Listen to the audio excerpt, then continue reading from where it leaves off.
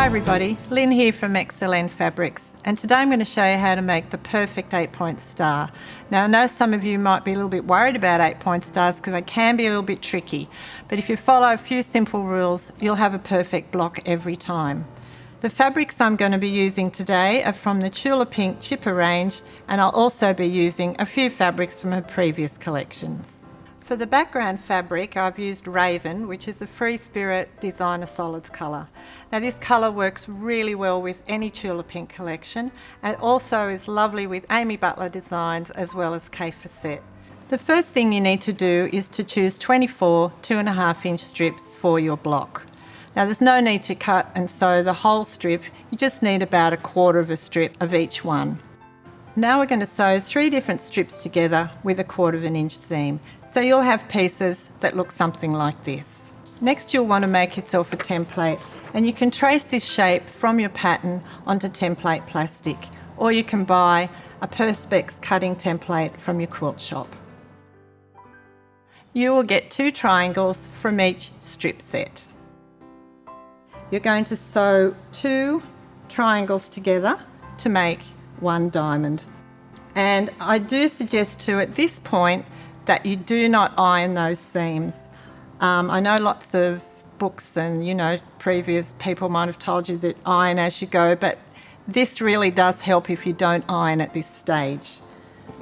After you've sewn your 2 triangles together and you now have 8 diamonds, you need to place them in your star shape in an order that you love, with not too many fabrics of the same together, spreading out your different patterns so you've got a stripe here, a floral there, and just so they look really great. It's a really good idea to make yourself a little numbering system from 1 to 8.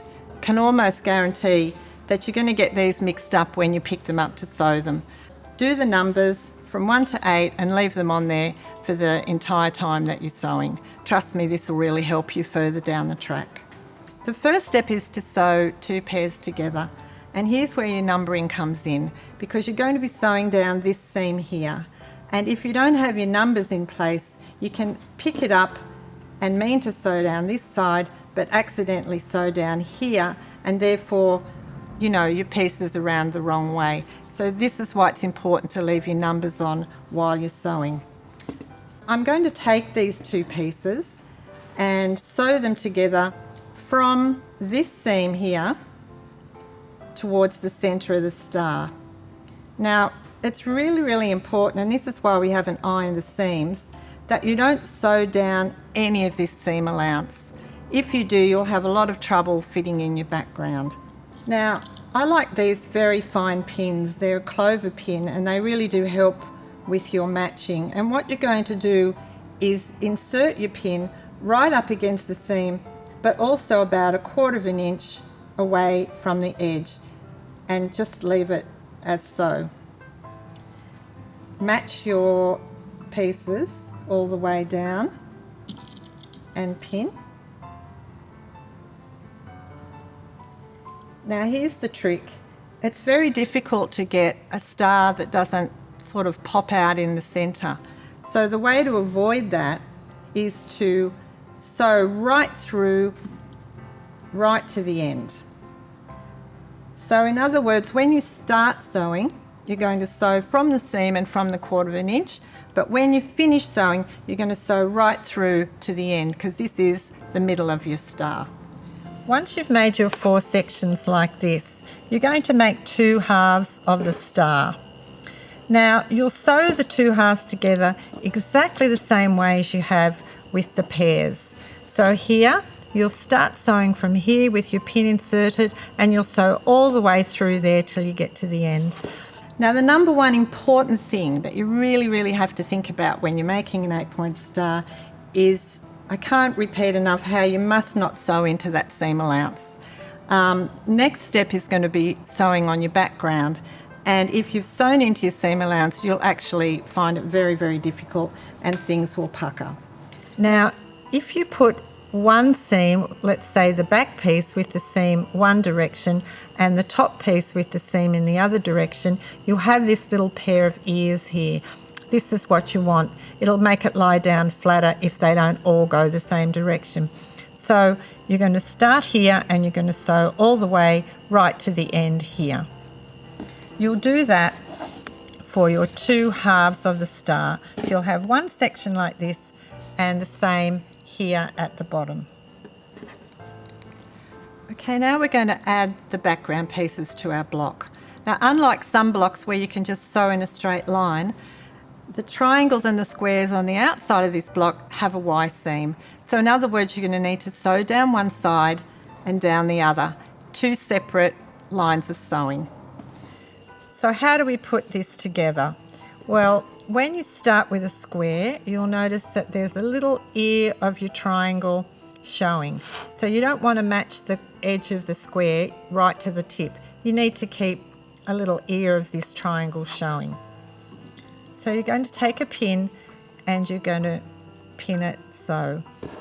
Now here what you want to do is move all of these seams out of the way and insert a pin right there where the seams all meet and leave it like that. Now you're going to sew all the way down and stop at the pin. Here you want to take a few back stitches. Now once you've sewed that side, you need to take it out of the machine, turn it around, pull all these seams out of the way, match your end, leaving a little ear, insert your pin. Now you'll be starting to sew again right here where you see the end of your previous seam, and your sewing machine needle will go in exactly there. Take a few back stitches and continue down. You can sew right to the end. Now when you insert your triangle, it's exactly the same method except that you'll start with the two triangles matching. So here you'll pin and here you'll insert the pin into the 1/4 inch mark, move all your seams out of the way, insert the pin right where they all meet, line everything up, leave your pin there, and again that's where you'll finish sewing. But this time you'll start with the two triangles together.